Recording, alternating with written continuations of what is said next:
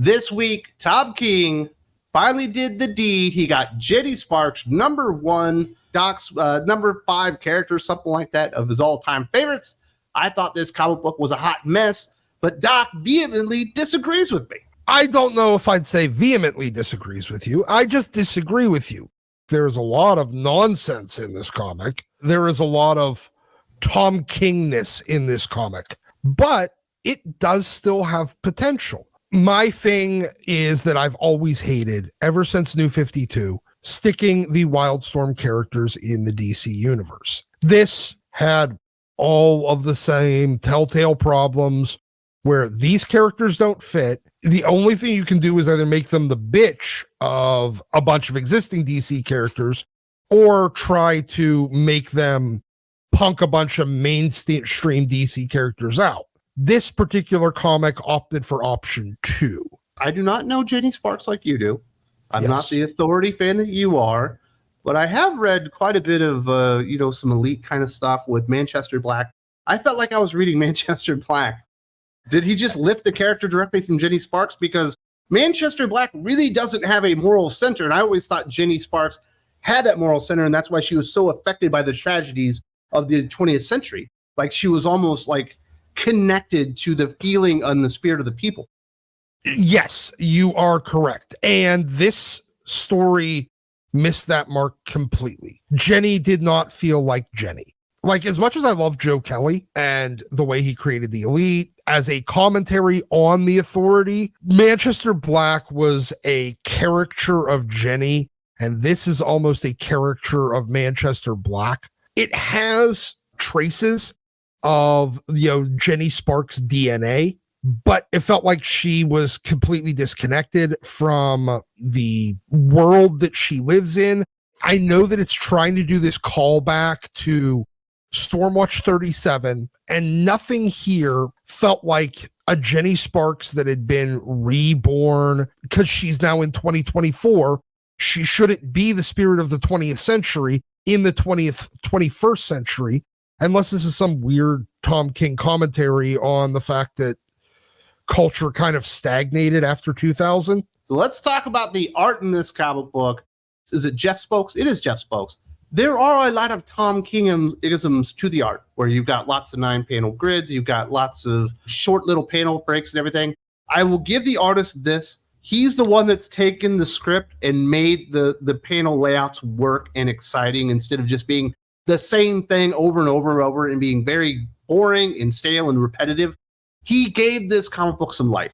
Because he tried to go for that Warren Ellis, Brian Hitch Authority widescreen feel. There was only one time where we got the repetitive panel, and at least they weren't on the same page. It was from one page to the next page. That was the one part that I absolutely hated. Yes, you got the same panel, but they were done with different characters. So I will say this, my prediction, once again, Tom King will waste a good artist. He spends the vast majority of this comic having no action whatsoever, just a bunch of establishing shots and little kind of in situ shots that show people living boring, monotonous, tedious lives, but there's no real stakes to any of it. He introduces these 5 characters in here. It's an attempt to make us give a shit about them. And no matter what he did in this comic, I couldn't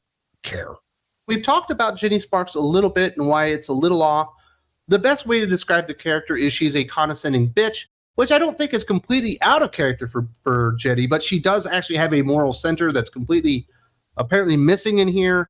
She's just sitting in LA. She's been there for, it seems like 25 years. Batman, Superman, and Wonder Woman, knowing that she's there, waiting for something to happen. And when Batman comes in, of course, she's just shagged a guy and she's chain smoking because she's Jenny Sparks and this is Tom King. And she's so, edgy or something, which makes sense to a degree for the character. And then she just talks down and talks shit to Batman for like 3 pages because who the fuck is Batman? I get it. Jenny is older than everybody. I think they're pretending that she never died on New Year's Eve, 1999. So she's 124. she's really old. She has all those experience. The only person she's not older than is Wonder Woman.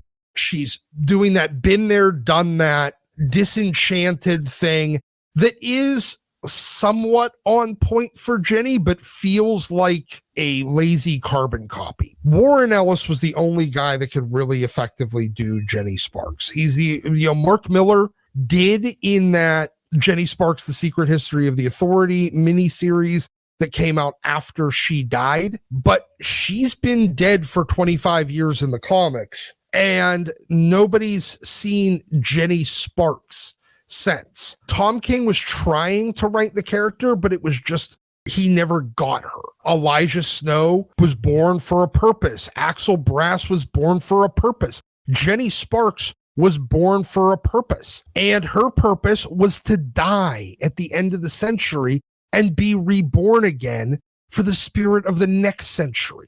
Yes, there was a lot of times where Jenny was a condescending bitch. There's a lot of times where she's this depressed piece of shit that's just kind of laying around being nothing but a bump on a log, chain smoking and getting herself drunk so that she could turn off her feelings. But there's a lot of times when Jenny has a purpose.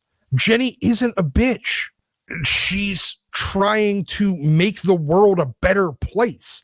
So that was weird. We do need to move over to Captain Atom. I think that's the character that bothered me more. Certainly there are different sides to Captain Atom. There are some similarities, with Dr. Manhattan, all that stuff. But this doesn't really feel like Captain Atom to me. It feels like a sociopathic version of Dr. Manhattan that's completely detached from humanity, but also likes to do experiments on people, murder them and stuff like that. We even see him kind of messing with like a homeless hobo that's feeding his pigeons. He's like, well, why don't you feed himself? They have this weird conversation. And then he just murders him, which is what gets Jenny, I guess, out of the bed and chain smoking in the middle of LA. I don't really recognize this version of Captain Atom at all. It's kind of a little bit the crazy Captain Atom that might have been the guy to turn into Monarch back in Armageddon 2001, back in the early 90s, before everybody guessed that it was going to be Captain Atom, and instead they made it Hawk from Hawk and Dove. There was a bunch of references to a Wildstorm DC crossover called Captain Atom Armageddon, where Captain Atom ends up stuck in the Wildstorm universe. There was potential for him to maybe sort of kind of go crazy over there as well. And it feels like this Captain Atom is temporally unbound. He's almost become that spirit of the 21st century Jenny Quantum was becoming, where time and space and it's all kind of happening for him at once. If you go back to a lot of the really old Captain Atom stories, there was little bits of that here and there. And that's what Alan Moore had used, why he wanted to use those Charlton characters. Captain Atom was going to be the Dr. Manhattan character. It's just tedious. It's Tom King. Yes. And last time I saw Captain Atom was actually with Tom King. Captain Atom was trying to go into Gotham when it was off limits, in Gotham Girl. Beat his ass so badly, he ended up in a hospital. But now I'm supposed to believe he's this omnipotent threat. Even though the last time this writer portrayed the character, he got his ass kicked by a hero that no one remembers. It's Tom King doing Tom King things because he's trying to be Alan Moore, and he's also trying to now be Warren Ellis too. It's very sad, and he's got an obvious inferiority complex about himself that really comes out through his writing here. Now, we do get a lot of scenes, and it's a lot of not even like 9-panel grids. It's like 10-panel grids and 8-panel grids and all this kind of stuff with just these, I think it's 5 different characters. There's a judge. I believe there's a therapist, just some dude that works at like Paramount. There's this lady that's kind of depressed, and we see them going through their day-to-day mundane lives all throughout the comic book. I bet it makes up 25% of the real estate. It was so annoying. Like none of these characters fucking matter. You put different skins on them, but everybody's going through the same beats of their life. Everybody has to go to work. Everybody has bad things happen to them. Apparently the judge is possibly cheating on her husband and kids. The therapist you find out he has cancer, probably. And then we get fucking the movie what was it, Traffic, where all these people, their stories all intersect.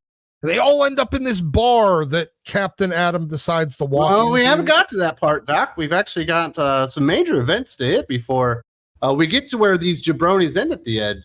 Captain Atom has murdered somebody, and Jenny Sparks has decided to drag her lazy ass off the bed and into the city of Los Angeles. And she talks to the police who said, hey, we called the Justice League, and they gave us your number because you're so important. Please don't touch the body. And she starts, pulling off some electricity, gets a signature that leads her right to Captain Atom.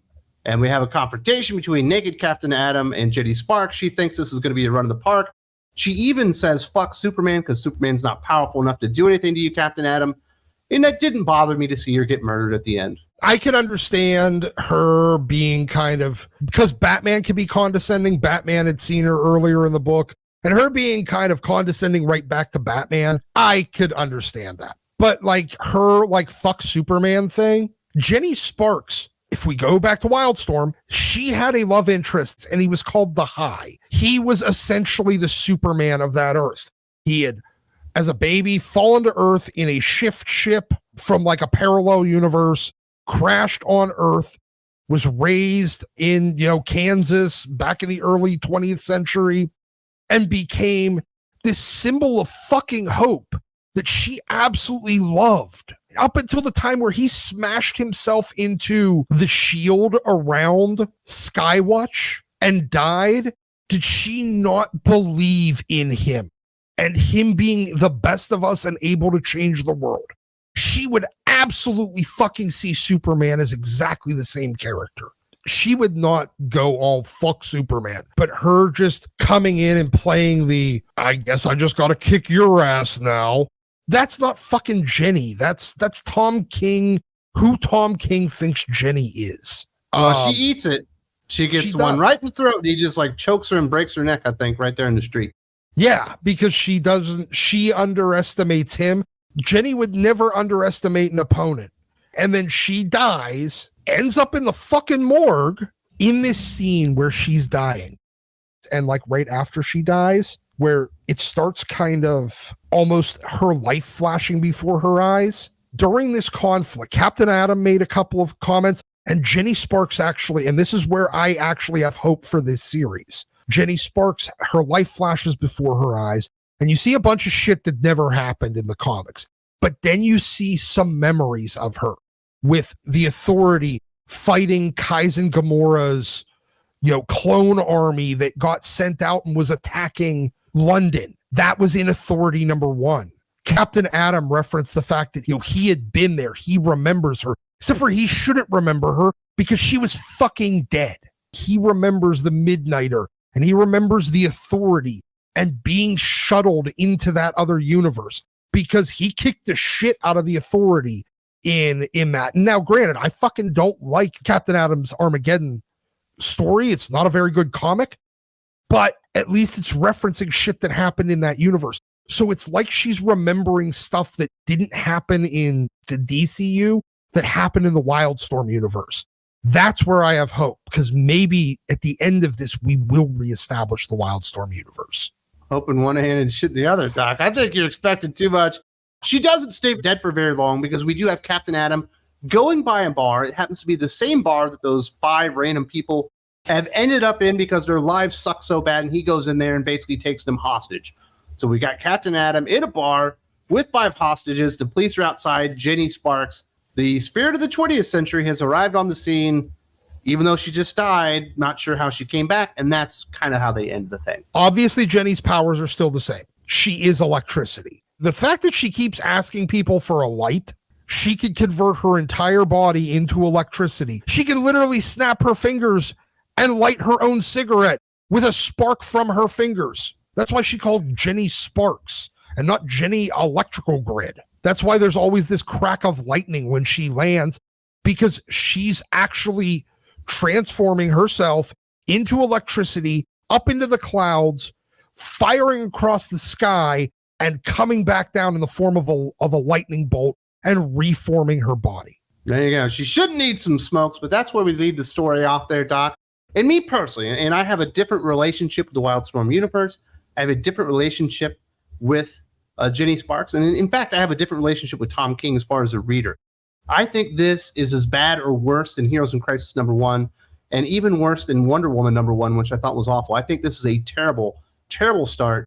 I think the art is pretty darn good. I will give it a 1.5 out of 5, 3 out of 10 type of thing. Certainly a fail on this one. I found the character overly grating, not in character at all. I thought Captain Atom was out of character. Dressing down Batman, I thought was stupid. Taking Superman's name like that was stupid. The inclusion of all the jabronis was confusing and monotonous and really did nothing to aid the plot or anything like that. It was just a Tom Kingism, and it was just an all-around disappointment to me. I'm going to go significantly higher on this. I'm going to go 2.5, 3 stars. Yes, there's a lot of Tom Kingisms. Yes, there's a lot of jabronis in here I don't give a shit about. There's a lot of mischaracterization of Jenny. All things here scream I should be pissed off about this comic book, but I'm not. And I know that I'm going to do this. I'm going to get myself excited for them doing something really fucking cool. And then Tom King is going to Tom King all over it and disappoint the shit out of me. But I have hope. And I know that I'm fucking retarded as hell for even having any hope at all. But I still do. If there's even a sliver of a chance that this could go in a great place, they could make a phenomenal comic out of this. It could start very poorly and end exceptional. And I know Tom King's going to disappoint me. But the one thing it did that none of the other books that I've been reading, here and there, is that it ever gave me is hope that something great can come out of it.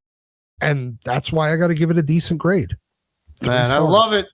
Dok is Tom King himself when he comes out with the first issue with something intriguing in there. You buy into it, and he absolutely lets you down every time. I love it, buddy. You were right where I was multiple times with Tom King, and I want to ride this bad boy out with you. So that is our review of Jenny Sparks. As you can imagine, Dok being a huge fan of Wildstorm, his favorite universe, and of Jenny Sparks, he couldn't shut up during the review of this. In fact, it went about 35 minutes.